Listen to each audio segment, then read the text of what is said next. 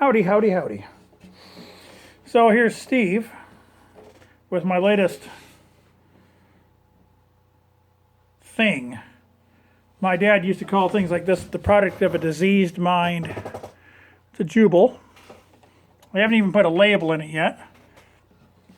This is my take on a Gibson HG-24 or 26, which was a guitar series that Gibson made from 27 to 33, so 90 years ago. They made these things. Basically, it was during the Hawaiian music craze. They made these guitars that have mechanical amplification in them, which is to say, before the advent of electrical guitars with electrical amplification, they'd come up with different methodologies of trying to make a guitar louder, project more. This is one of those. So, for example, Dobro and National at one time were the same company, and they did mechanical amplification using a cone, a spun cone of aluminum, about the size of a plate, and it would be in the guitar like this underneath, and it was spun, and the bridge sat on top of it, and it resonated, and they're really cool sounding, and in fact, they still make them. They're really a neat instrument. There's several configurations of them, and I'm not really going to go into that because that's not what I'm talking about, but that's what they did. Gibson did this thing where they used a full-size guitar that had essentially a smaller guitar inside of it, so that, okay, you'll see it's got these holes. And you can't see in these, you can't see in the video very good, but inside here, inside this set of holes, they're on both sides. They're up here and here. There's a hole. There's an interior rim that goes around on the inside of the guitar. And I can see it. It's about an inch shorter than the outer rim. And it's attached to the top. So the top, the resonating portion of the top is not the whole thing. It cuts off this part. It starts, give or take about here. So this whole thing resonates, and then there's a big chamber surrounding it. And what that does is it gives it the tonal characteristics kind of a small guitar. It doesn't have a lot of overtones, but it really concentrates the sound and pushes it out. So it's weird. When you play this guitar, it's kind of quiet sounding if it's in your lap, but if you're on the other side of it, it's really loud. And it's got an interesting tone. Like I'm sitting here, I don't think it sounds loud. But if you strum it,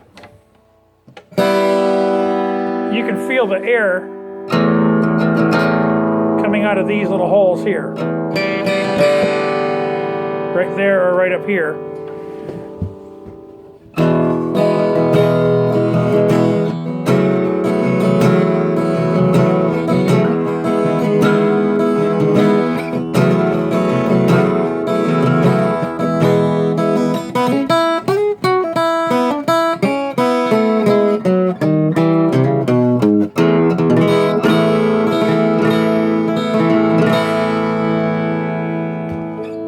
I can't describe the sound without just saying it's different.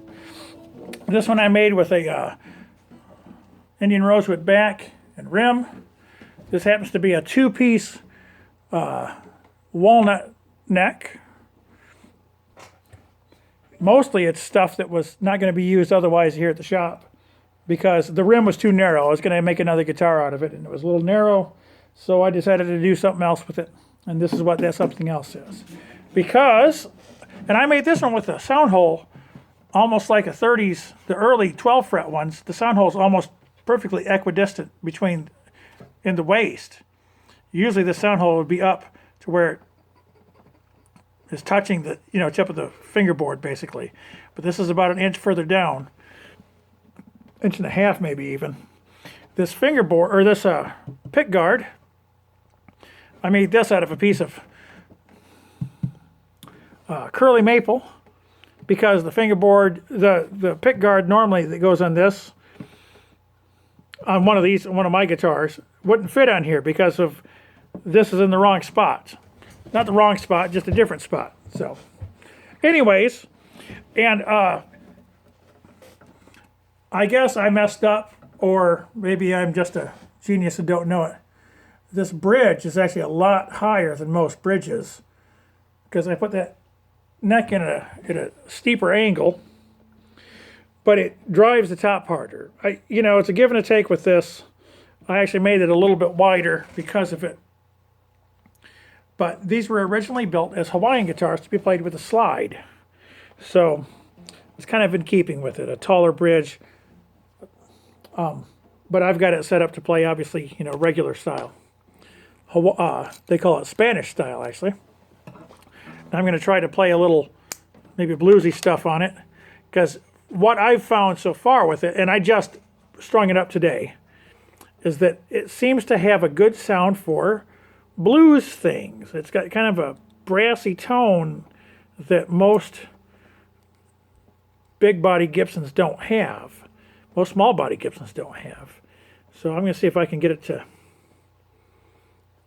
make a little noise.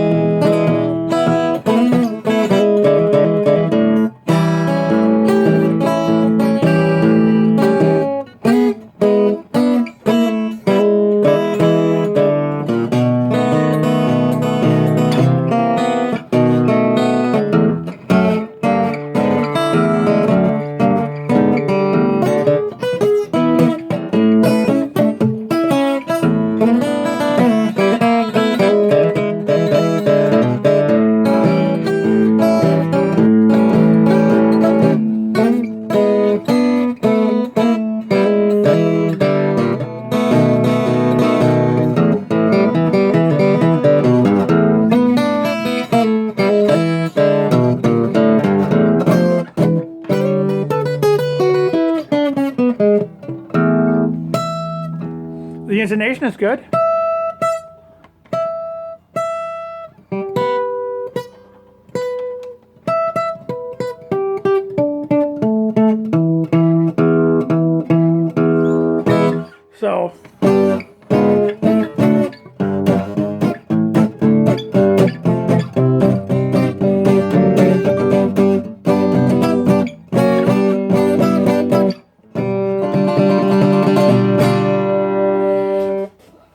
So it's a lot different. I'm trying to figure out yet if I like it. I think I do. It's not like being a parent. These aren't really your kids, but there's some of that in there. So I'm inclined to like anything. But yeah, it's kind of a cool thing. I'm looking forward to hearing somebody else play it.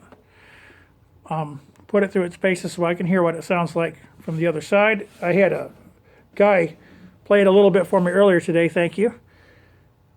Yeah, so if you want to come play it, come on by Aaron's Music and see it.